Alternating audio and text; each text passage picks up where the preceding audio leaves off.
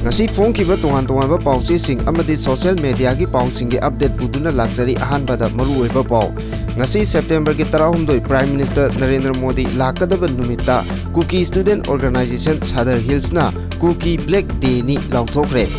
naga area da Kuki militant singi kem thamdana ba FNCC na Prime Minister da memorandum piduna taksin kre irang asigi solution amasung tungkoiba santi lakhange hairabadi miyamgi kolok tagadabani haina Churachandpur gi Kuki singna phongdorali junta na mafam ahumda attack chathakre Manipur da separate administration gi demand tanbe yaroi haina FNCC na phongdokre Prime Minister khongjat asina Manipur da santi hanjin handuna hena chawkotba purakpa khongjat ama oigani Churachandpur da lupa crore lising tere amadi Kangladana lupa crore lising taranithoi henbagi chakot thaurangi thabak paikalamgani haina Chief Secretary na phongdorali Arambai Tengol gi PRO Robin Mangang Pairakpamgi update single loinana NH2 hangdokiba KNOUPF na Manipur gi territorial integrity ngakna chatkani haina sahi tawkhibagi damakta Churachandpur da Modi laknabagi sem saribasing thugaiba oiramle Lanbung Singda saramba bunker thugaikre drug ka konana nupa ama nupi ama phagat kare Prime Minister Manipur khongjat Rahul Gandhi ne taramna oklei pungyar BJP mandal dagi member kaya tokre haribadu anti party oiba myoi kangbuni hairagli lupa chamanga natraga lising ama piraga BJP gi phiral paiduna Prime Minister oklasi haurakpa mama oibising yafam thokte haina Sujata na phongdorali local body election naksilakpagi vote khomba lakpa manba PM Modi gi Manipur khongjat miyamna taramna okpam thokte haina amukona phongdorali Churachandpur da yekai tingai ba pi ki basing adu Prime Minister bu ikai ba pi bani haina phongdorali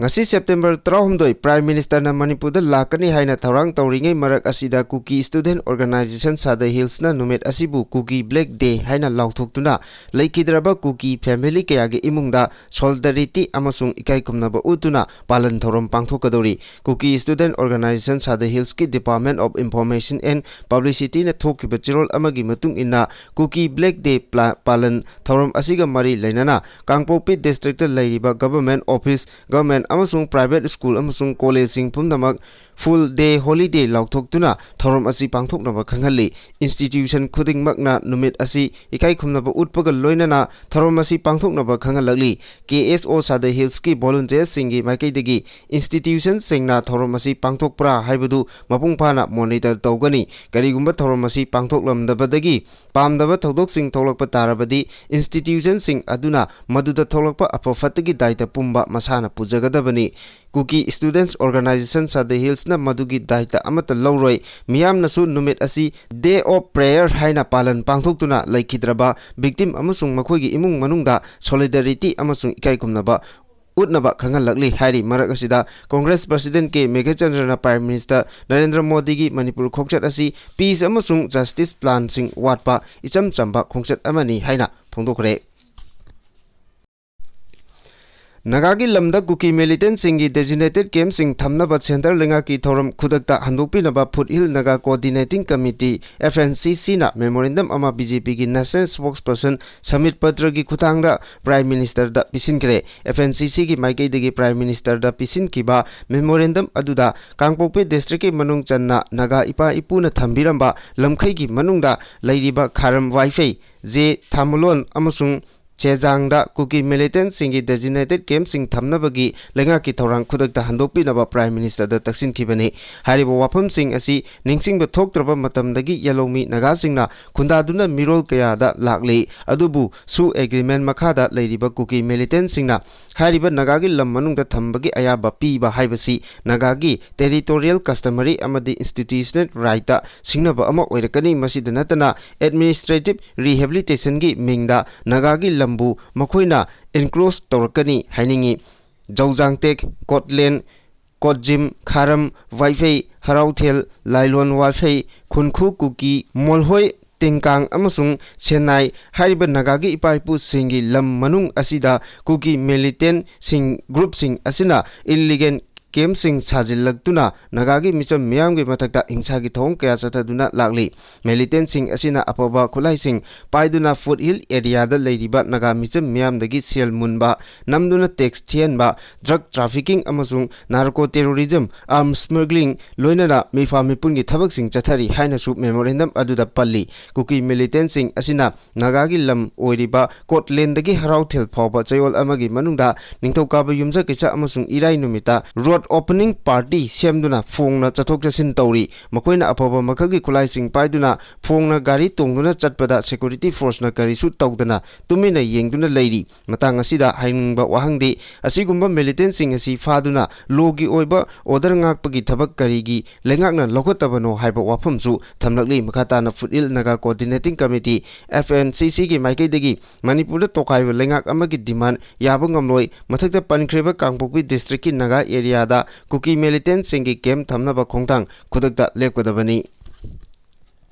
PM Modi की Churachandpur खोंगचत मांगोइनना नुमिदांग वाइरम यखाई थिंगाई तौखिबगी मतंगदा Churachandpur district की मियामना लेबाक मियामदा सेंगदो वाफम थमलगली Churachandpur district की मियोई लिसिंग कयागा लोइनना CSO की लीडरसिंग tribal organisation सिंग अमदी student body की अपुनबा statement अमदा Manipur थोलिबा इरांग असिगी तुंग कोइबा solution अमसुंग शांति हंजिल्लके हाइरबदी मरी लेनबा authority सिंगना प्रजा मियाम की कोलाउ तागदबनी हाइना फोंदोरकली ngarang numidang waram Churachandpur district headquarter gi new lamka gi B final amsung bunlon khungi area da prime minister gi khongset asibu taramna okna bagi damakta lambi gi nak keta theliba decoration amadi getching thugaiduna mai thadokiba thodoka mari leinana chirol asina hai ngarang gi thodok adu kuki job council na kuki job praja singi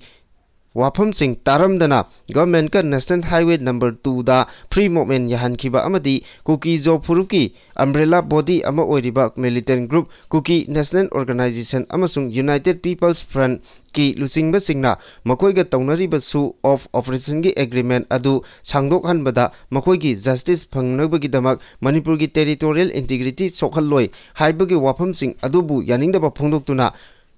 चथकिबा थोंगसिंगनी हाइदि चिरो असिन मखाताना हाइ इरांग असिन कुकी जो सिंगी मियोय कयागी पुंसी मांगखिबदु निंगसिंगदुना वॉल ऑफ रिमेम्बरेंस ता लैखिद्रबसिंग अदु मक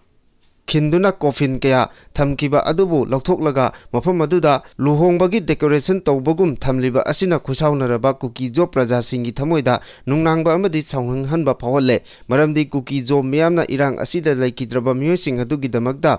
लाउदुना justice पुरकनबा खौरांगना ngairibani hari chirol asina hai CSO leadersing amadi maru oina customary institution natraga khulgi ahal laman singna masa masana leader ni haijaduna kuki jo furuki oiba issue singda achoba decision lodringai gi mangoinana kuki jo praja singa tanaduna praja gi apamba adu khangdoklaba matungda warep sing logadabani aduga leadersing asina khangadabadi kuki jo miyamna separate administration tanbagi damak changchiliba khongjang sing asibu lana lawriba amadi thawoidaba sing asina public ki oiba issue sing da yausinduna makhoigi oiba khudongchaba lawnaba honariba si khudakta lepkodabani haina warning tawri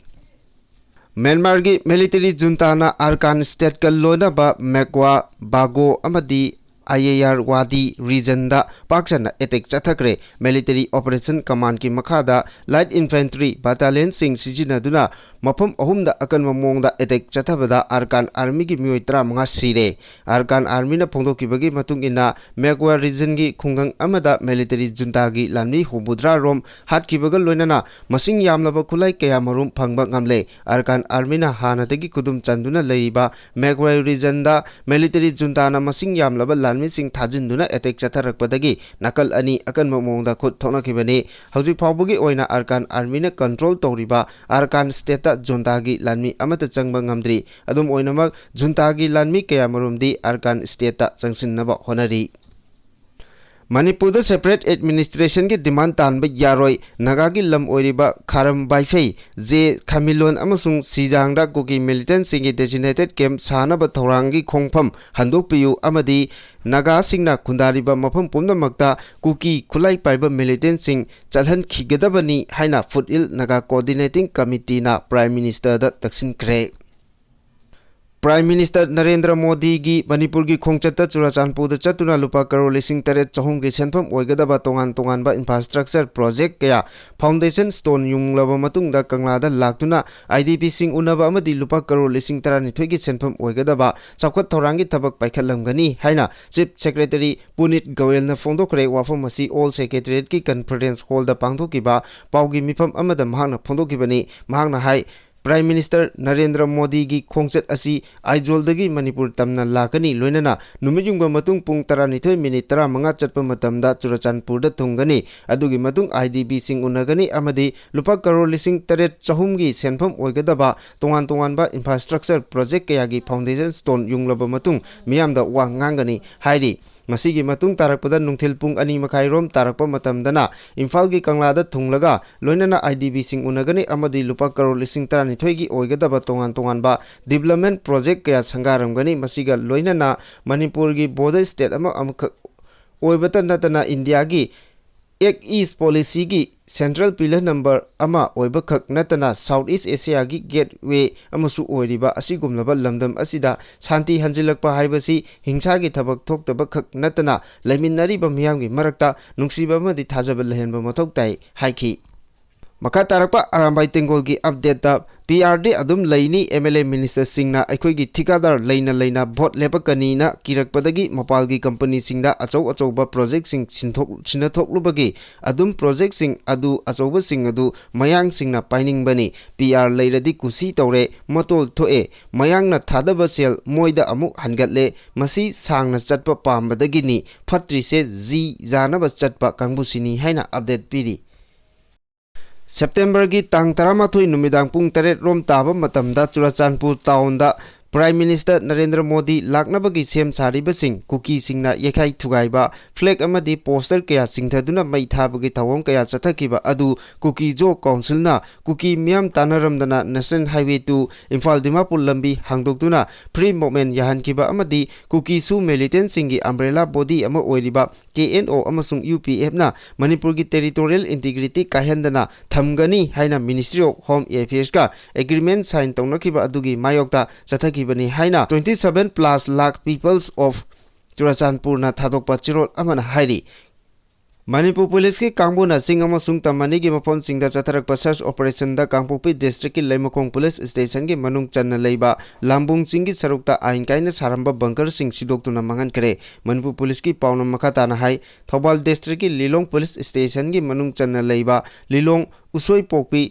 Tharaurok machinda leiba imung amadagi mioi ani heroin number 4 gram Kuntra mangaga konana fare hairi drug konana faro mioi ani adudi MD Ali Khan Elias Abir Khan sahi nipu taret amadi Mistress Samim Bhanu sahi kuntra mapal kawi makoi ani dagi mobile phone ama SIM card amadi recover tawre hairi Congress Lusingba Rahul Gandhi na Prime Minister Narendra Modi gi Manipur khongchat taramna opagi wafam phongdokre pongmi singa unabada mahakna hai Manipur gi wathok matam sangna losinba ngamdana leiragli Prime Minister na hojik Manipur da chatkani haina thorang tawribasi apaba khongthangni adubu lebak asigi khwaidagi maru oiba issue di vote chori gi matangdani Haryana amasung Maharashtra gi mikhal gi poll semdok semjin tawkibaga loinana Prime Minister bu vote huran bani haina lebak miyamna maral siri haibo wafam su mahakna phongdoki September 13 da Prime Minister na Mizoram amasung Manipur da chatnaba thorang tawribani kumja lisingani kulhumdoi gi me thada maitei amasung kuki phuruki marakta hana sunabagi thokdok thokraba matungda Prime Minister na Manipur da chatpa handaki asina ahanba oigani Karangluk ki irang asina maram oiraga mioi chani humpu hena sihan kibaga loinana imung lising kaya mayum maikei lehen kidre maduna maram oiraga haukiba February thada Matamdugi Chief Minister N. Biren Pham thadokraba matungda President role thamduna lakli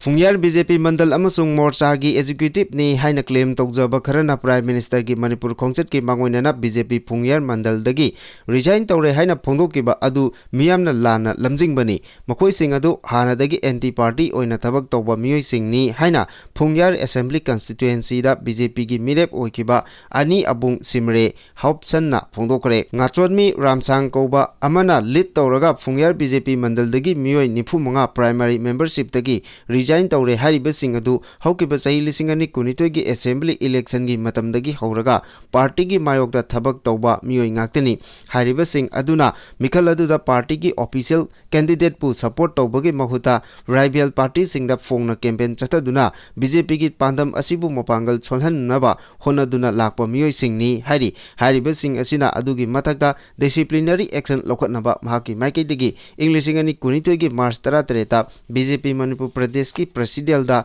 foreman oiba aiba chorol piduna khanganba laikre Phungyar BJP mandal amasung booth level executive singi haujiksu lengdana lairi Phungyar constituency da grassroots gi hauna BJP gi mapangal asi kalhalnaba chokthaba naiduna honaduna lakli lamdam asigi mama oibi singna manipur da thokliba lan manungda khutta chalai taret ki firal paiduna khongjang changsin khiba singna lupa chamanga lising piraga prime minister lakpa oklusi haina haurakpada mama oibi singna yafam thokte haina imagi mairagi lusing biti ai sujatana mama oibi singda phongna appeal tokre wapam masi PPM imagi maira amadi awang sekmai kanba nupi lupna lamdam asigi tongan ba maira paibi single lonana national highway 2 da free movement lehelu haiduna dabi togduna thasi gi manga dagi sekmai bazar da changsil lakhiba kongjang da saruk yakibi ima singi mapamda mahangna phongdokibani kongjang aduda saruk yakibi maira paibi singda wangang laduna ti ai sujata na makhata na hai thokliba lan manungda khutta salai taret ki firal paiduna kongjang changsin kiba mama oibi sing amadi miyamna BJP gi firal paiduna Narendra Modi bu okpa thopam thokte haibo yauna wapam kaya su phongdoki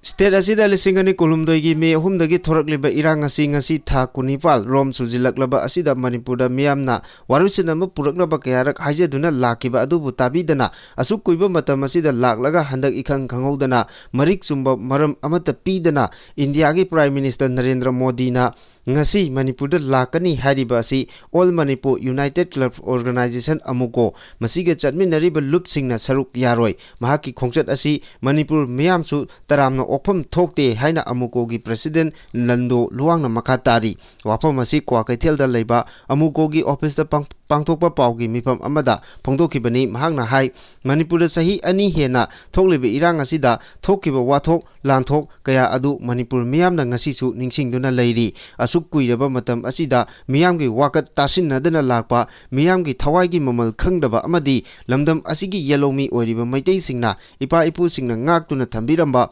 manipurgi integrity Kaidanaba honabada achoba chaitheng kaya khangduna leiriba amadi irang asina maram oiraga lanjen naraktuna relief camp singda leiriba IDP singi awaba sing matam kuina khangsin uchinnadana leiraklaga haujikta prime minister lakani hairiba si kari maramgi lakkadoribano haiba asi miyamna chamamnaba poi haina makha tarakli